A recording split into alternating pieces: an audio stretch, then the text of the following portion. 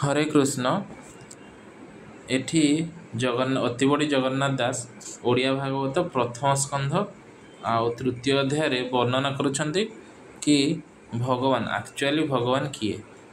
बहुत भगवान अंश अवतार अच्छा कला अवतार अच्छा किंतु भगवान हेले किए काहाठू ये सब आछंती से विषय वर्णना करुछंती। तो से कौन लिखुछंती ना के अंश के बा कला होई विभूति गुणे के जन्मई।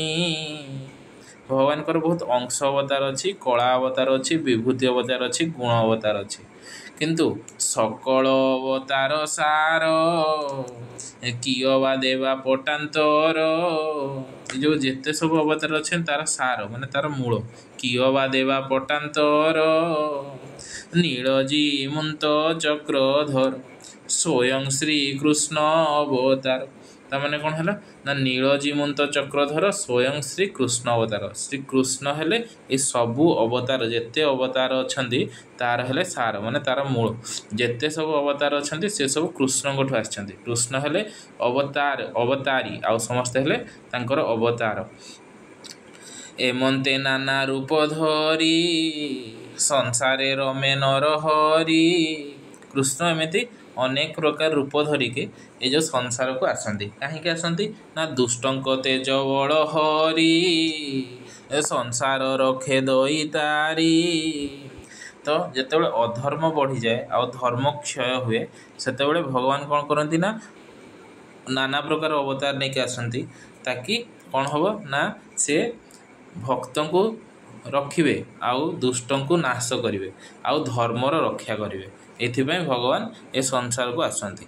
तो कौन ना कृष्णर जन्म कर्म वाणी कृष्णकर जन्म आउ कर्मवाणी माने कृष्णकर लीला माने जो भगवान जो सब आसिक लीला करछंती जेहा एक मने शुणी जेहा को मन देके ध्यान देके शुणे आउ गुणे माने बारंबार ताकू मने पकाए किंबा ताकू चिंतन करे रात्र दिवस मध्य जेबे काल बंचई भक्ति भावे।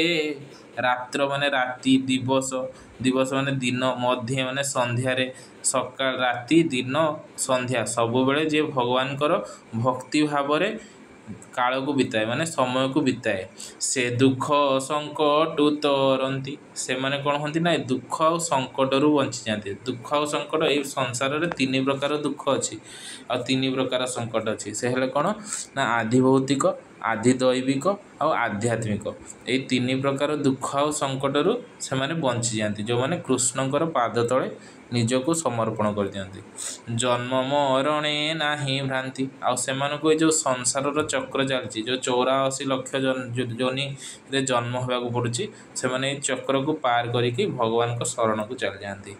तो हरे कृष्ण।